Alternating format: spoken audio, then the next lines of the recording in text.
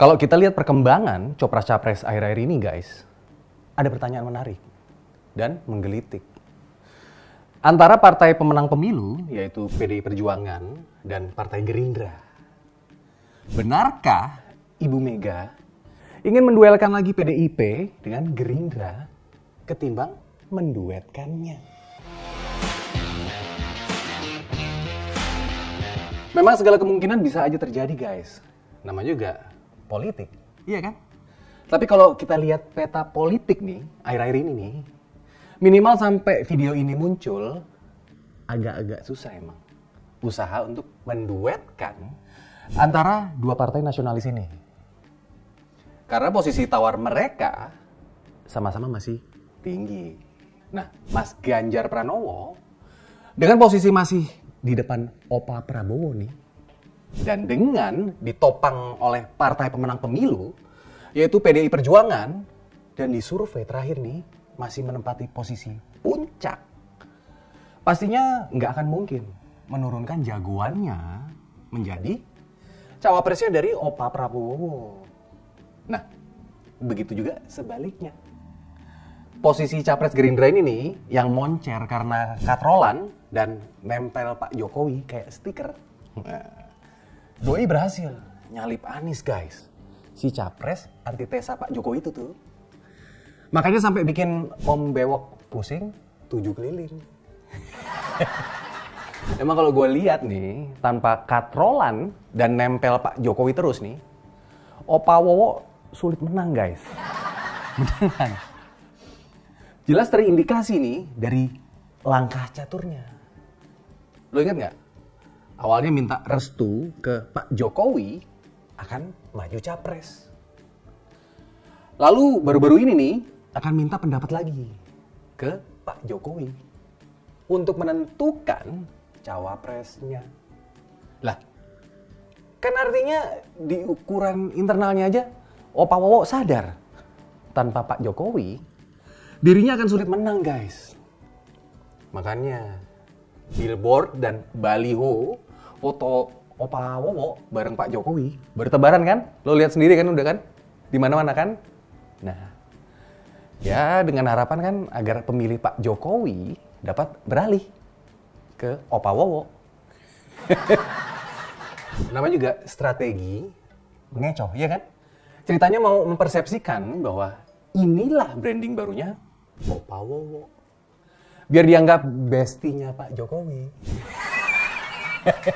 Sementara jawaban Pak Jokowi biasa-biasa aja waktu ditanya wartawan mengenai fotonya yang dipakai sama Opa Wowo. Muncul soal balihonya Pak Prabowo, terus ada fotonya Bapak lagi ada di mana-mana, tanggapannya Bapak gimana Pak? Ya, gimana ya Bu? Foto saya kan tidak dipasang oleh oleh Pak Prabowo saja, oleh Gerindra saja, oleh PDI juga ada, oleh PSI juga ada, oleh Nasdem di NTT saya lihat juga Pak Victor Laiskoda dengan saya juga ada. Gimana? Berarti tidak masalah ya Pak ya? Lah gimana? Terima kasih ya Pak. Cukup ya. Terima kasih. Ya. Terima kasih. Mau mempersepsikan kalau Opa Wowo sudah berubah. Bukan seperti yang kita lihat dulu tuh, suka marah-marah, gebrak-gebrak meja. Pertanyaannya adalah, apa lo bisa jamin? Iya kan? Kalau ini bagian dari strategi gimana? Ayo. Ini pertanyaan wajar loh. Supaya mengecoh, agar kalian bersimpati dengan Opa Wowo. Oke? Nah, belum kepilih sih gampang-gampang aja. Siap. Iya kan? Tapi nanti nih, kalau udah kepilih gimana? Nggak ada yang bisa janji kan? Nah, sekarang lo lihat deh rekam jejak Doi seperti apa. Mau nanya juga nih gue nih ke Opa Wowo. Opa, kalau misalkan nih jadi presiden nih nanti nih, berani nggak sama FPI dan HTI?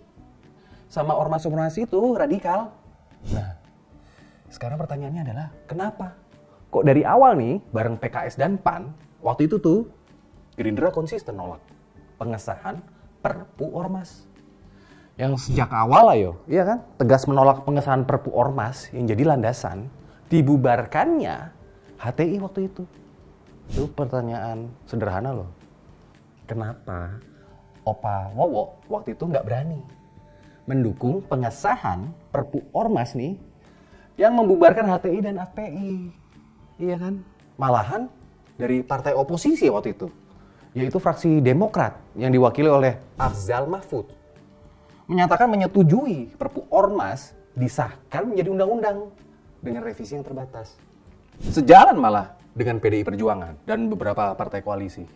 Ayo, tanya kenapa ayo. Nah, kalau Mas Ganjar, posisi sikapnya sudah sangat jelas dan tegas. Si rambut putih anti radikalisme, anti FPI, dan juga anti HTI. Oke? Indonesia harus dipimpin oleh pemimpin yang tegas dalam menyangkut Pancasila dan keutuhan NKRI. Itu sih menurut gue ya, oke? Nggak boleh diberikan ruang kepada ormas-ormas radikal, ekstremis, dan juga komunis. Oke? Bisa nggak Opa Wowo jawab pertanyaan itu tuh tadi? Ayo. Nah. Padahal kalau kita lihat nih, segala fasilitas udah diberikan loh oleh Pak Jokowi untuk Opa Wowo. Misalnya nih, pertanyaan lagi, food estate. Sekarang gimana hasilnya? Kabarnya gimana? Nah, terus jatah Menteri Luar Negeri diambil juga tuh katanya. Bicara tentang sikap Indonesia itu. Ingat dong tentang proposal perdamaian yang ditolak Rusia. Blunder sih itu kalau menurut gua. Jadi di luar sana tuh jadi banyak dapat cibiran Opa Wowo. Ini katanya ini Menhan ad interim Menlu atau apa ini? Nah, Opa Wowo handalnya dari sisi apa sih? Lah ini kan polemik pembelian alutsista bekas, ayo. Ini yang lagi hot kan ini kan? Pembelian pesawat bekas Mirage dari Qatar itu tuh. Lah, dengan biaya perawatan yang mahal, sebenarnya tawaran pembelian itu kan kita tahu semua. Udah lama ternyata ditawarkan ke Indonesia. Ayo. Sebenarnya dari zaman Menhannya Pak Yuwono Sudarsono, kan udah ditawarin tuh. Hanya aja nih, pada saat itu tawaran ditolak. Ya karena perawatan pesawat bekas itu mahal guys. Beneran. Sekarang malah dibeli. Banyak lagi belinya. 12 men.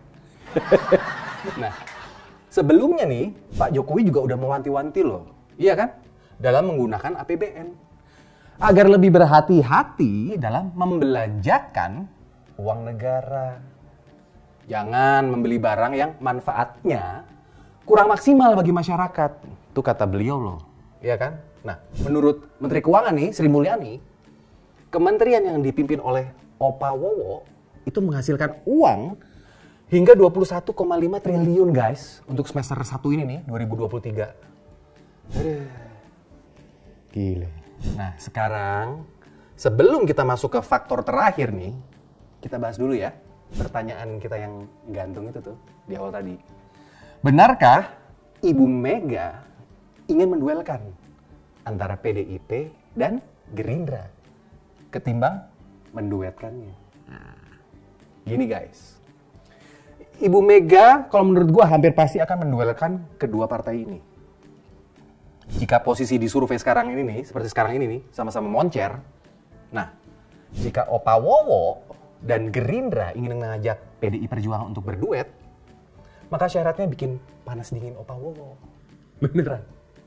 Yaitu Opa Wowo harus legowo kalau menurut gua. Harus bersedia menjadi calon wakil presiden dari Mas Ganjar Pranowo.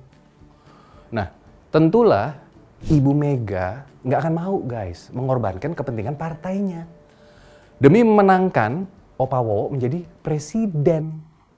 Kalau nih, jika PDI Perjuangan mengusung Opa Wowo sebagai capres, ya itu sama aja. PDI Perjuangan menyerahkan keuntungan terbesar kotel efek untuk dinikmati ini nih, Gerindra sama Opa Wowo.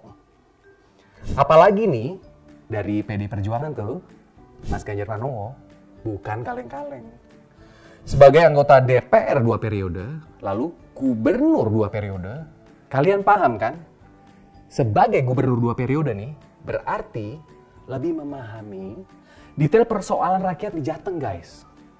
apa yang dibutuhkan oleh rakyat, bagaimana gambaran nih masa depannya nanti ini, dan langkah ke depannya. Nanti tinggal di copy paste dari rakyatnya di Jateng ke skala yang lebih besar lagi, yaitu rakyat Indonesia. Selain stamina si rambut putih yang masih prima, Mas Ganjar ini juga melek teknologi. Jadi dapat melaju cepat dan tepat dalam meneruskan kepemimpinan Pak Jokowi. Gerak cepat untuk Indonesia maju. Kalau Opa Wowo gimana? Gue Singgi Sahid. Ciao.